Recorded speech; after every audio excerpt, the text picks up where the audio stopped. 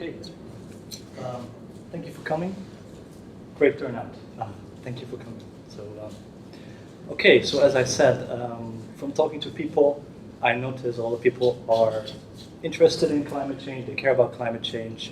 I see flyers hanging around. People are interested. So I thought, let's start a conversation together. And for that, I prepared a little talk where I tried to figure out, by my own reading of the scientific literature, what could be the most effective way of reducing emissions.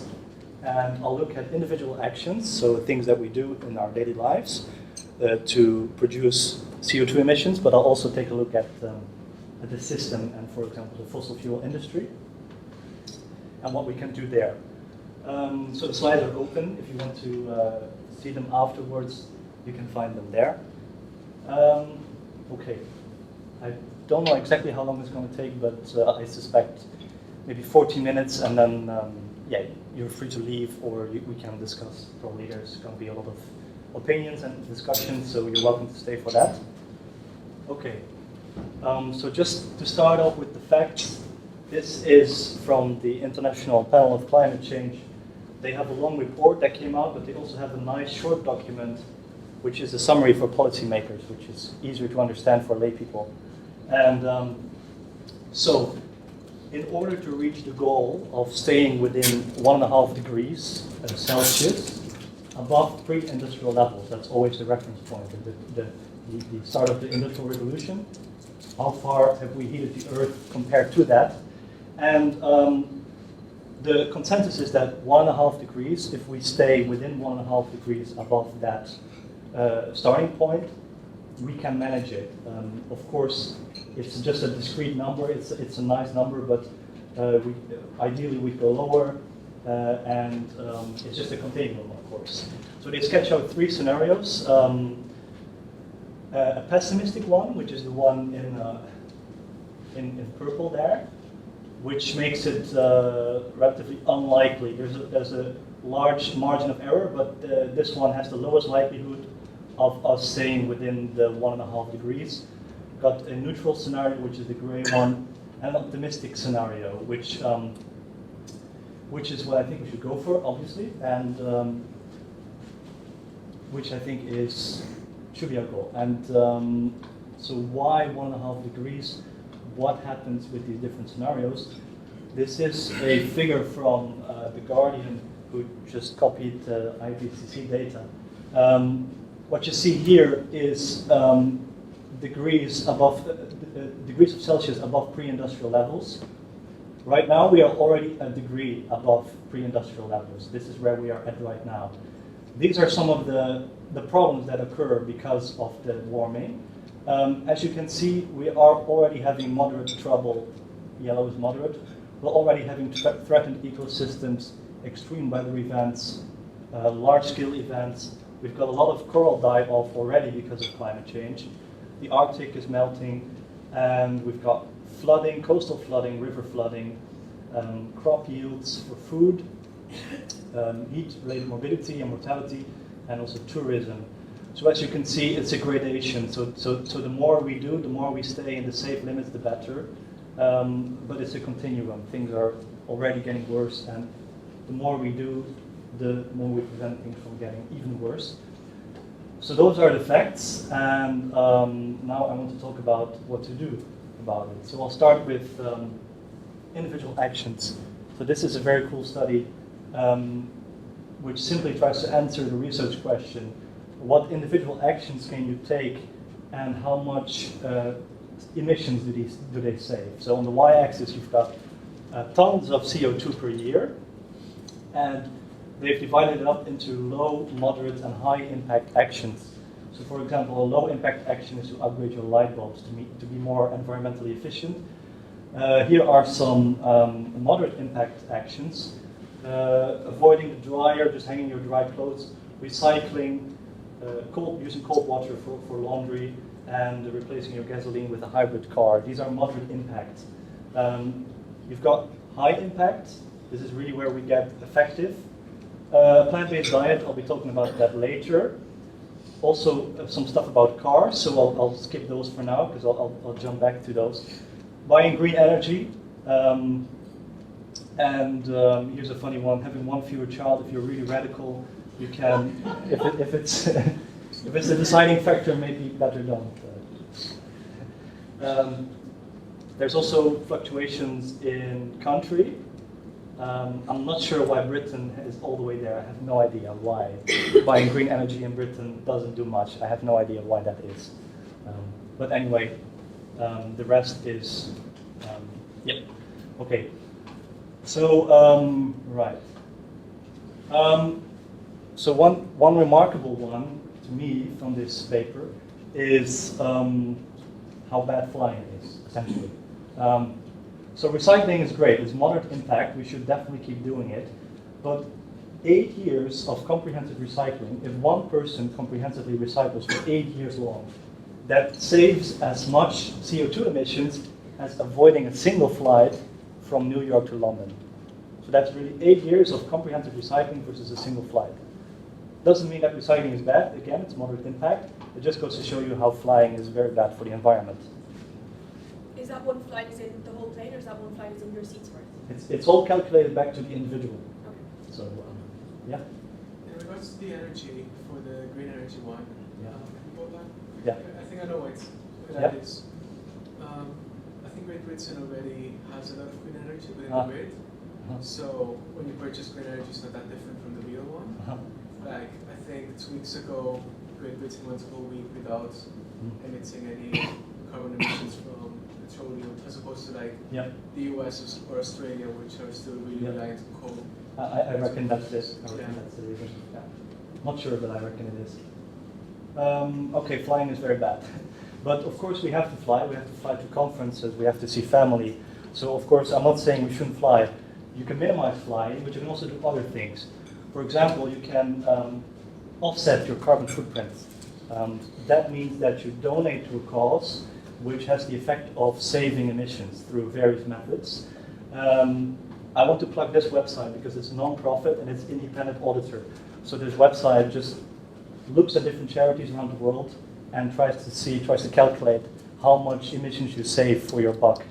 And so for example, suppose you've got a conference in New York, you just go to that website, you go to the flight section. You can also use other stuff if you're worried about using other stuff. But flying is really bad, so we'll start with that. If you go from London to New York, for example, for a flight, let's say return trip, it calculates how much CO2 that costs for your individual contribution in the plane. And then you click offset now, and then what you get is you get various options of donating to offset your carbon footprint, to cancel out your CO2 emissions.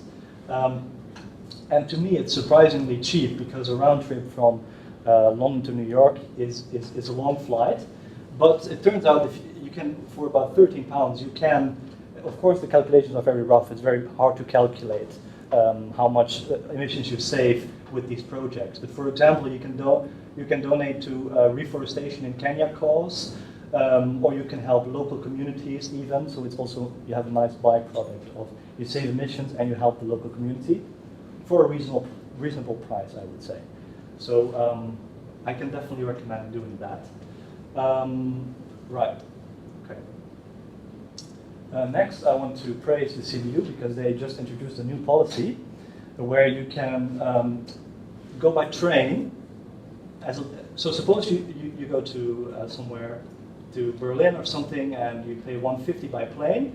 To go by train it would be 250. The CBU has made it so that you get a discount for the train ticket will then be the same price as the plane ticket would be.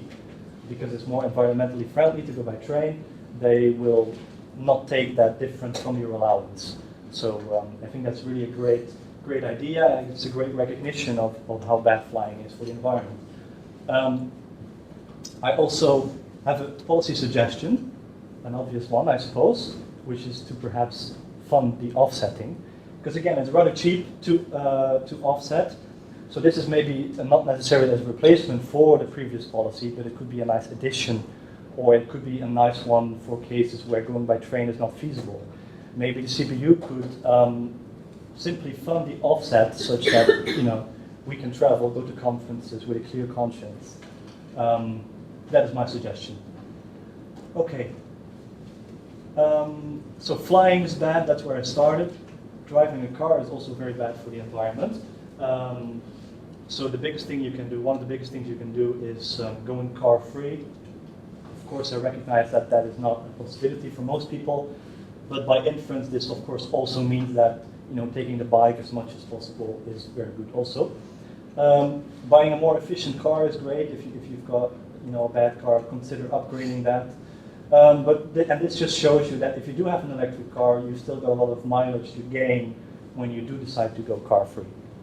So even that step is a high impact action. Okay. The next thing I want to talk about. Yeah. Just one thing that doesn't add up for me. I mean, if we would basically add £13 to every transatlantic flight we book, if there was a law, and then plant the corresponding number of trees, does that mean our conscience would be free, and that would be the solution? Because there are only so many trees you can plant, and so many things you can do. That's a good one. I've thought about it a lot, and I as long as the charity is not constrained, I think that's a charity term, which means that they can use more money, and the website takes this into account. So it's not going to recommend charities that are fully funded, because that is no longer effective. They check how much money is needed, which charities need money, and recommend accordingly. I think what means, what if you didn't fly at all? It's not the same to fly. Exactly, yes. It is, yes. One thing is doing an action and then somehow undoing it, and one is not doing an action at all. So this has been maybe a bit philosophical. I suppose not doing the action at all is better. But I mean, again, we have to fly. So yeah, you can think about this, but indeed, it's not the same as not flying. So you do take an action to undo one action versus not doing an act at all. And there's also estimation errors that weigh towards not flying at all, because we never know exactly how much CO2 our donations outside. So I think it's a fair point. It's not the same thing. Yeah. Okay.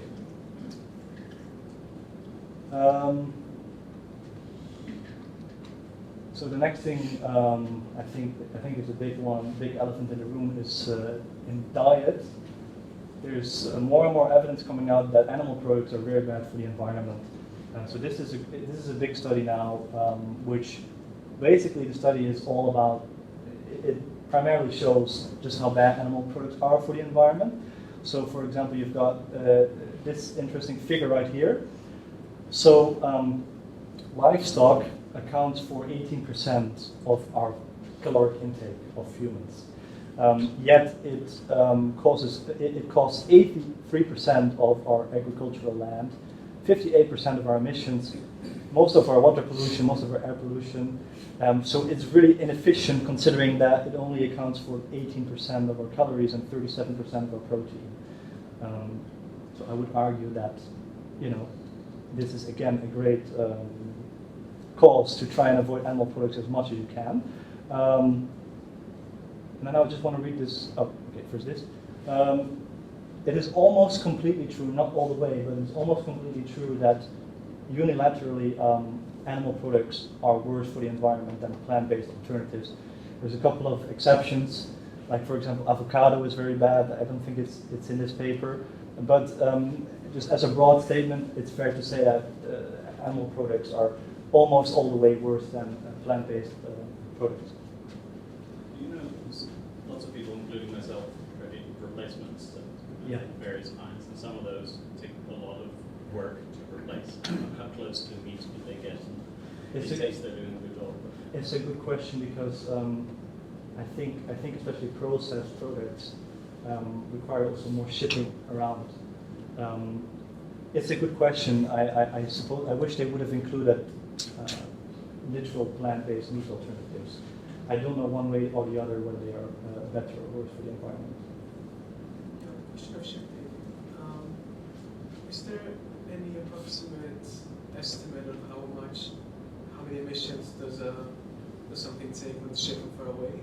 Because I noticed that many plant alternatives tend to be may emit more things than the actual locally produced. Like, for example, that having eggs that are made in England has a lower impact than buying grapes that come from Peru. I think that this paper takes into account shipping costs. It is an overall metric of greenhouse gases, how much it takes to produce this and that. Yeah. I think for lots of vegetables, it's kind of paradoxically only 10% of the CO2 movement is the shipping. So asparagus from Zimbabwe are better for the environment than trying to rent stuff on the ground in the UK. So it's not always better to buy local, maybe for other reasons. Actually, only 8 to 9% of the CO2 comes from the shipping. So if you just put it in the sand and then fly a great big plane full, actually it's surprisingly low proportion of the overall impact. Okay, thanks for that. I just want to read this quote by the lead author. A vegan diet is probably the single biggest way to reduce your impact on planet Earth. Not just greenhouse gases, but global acidification, which is a changing of the pH levels of the oceans, eutrophication, which involves the formation of algae and plants in water sources through animal waste, land use and water. It is far bigger than cutting down on your flights or buying an electric car, as he said, as these only cut greenhouse gas emissions. So if we broaden the conversation from just global warming to other factors that harm the planet Earth, then it seems to be the case that veganism is the single biggest thing that you can do. If you want to just focus on global warming and greenhouse emissions, then perhaps flying or going carless might be better. But if you broaden your scope to just environmentalism, then veganism seems to be the most effective thing you can do. Okay, so that is already it for the individual actions. I would argue that if I would stop the talk right here, I don't think it would be a good talk, because I think that there are also other actors out there, right? We're not just individuals producing waste. We are part of a system, and we have very big fish out there in the sea that were not you and me, namely the fossil fuel industry.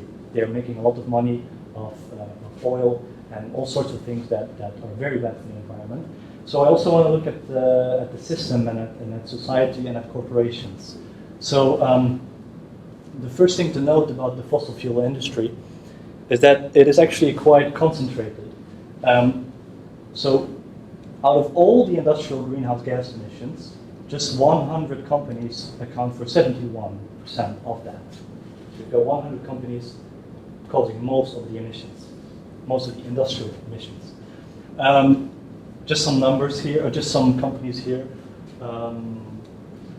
This one is leading by far, but you've also got familiar names like Shell, or you know.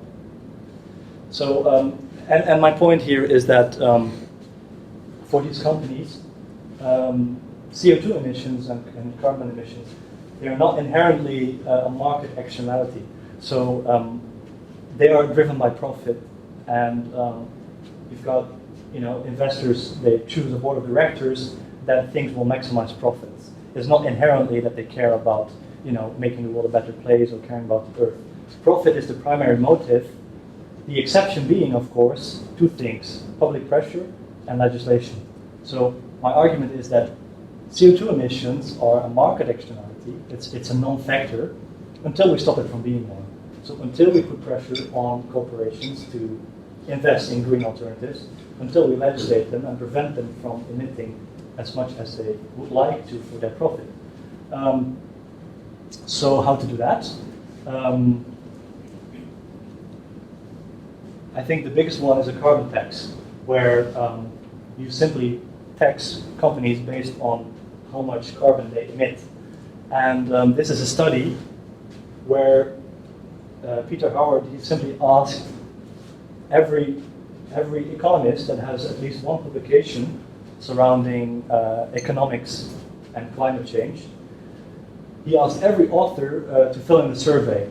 And 75% of those experts, of those climate economists, say that market-based mechanisms coordinated at the regional or national level, such as the carbon tax, is the most efficient way to implement some of the goals that we have in the IPCC report.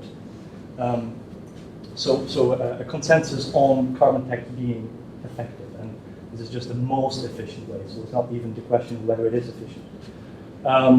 Right, so I think we should push for that. Oh. Oops, spoilers. Shit. Okay.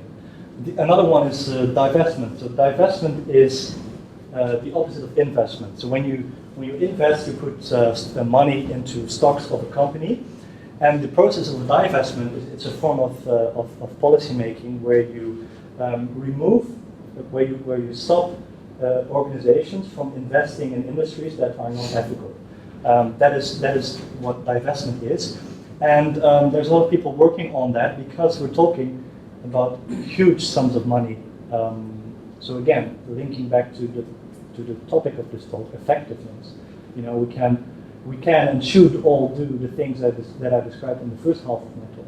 But if you want to be really effective, you might want to consider doing some sort of activism surrounding something like divestment, just because it involves so much money that if you calculate it back to the individual action, I reckon it might be just as effective, more effective than, you know, going plant-based or flying less. We don't know the numbers, but these are huge numbers, that's for sure. So this is just some good news from Norway.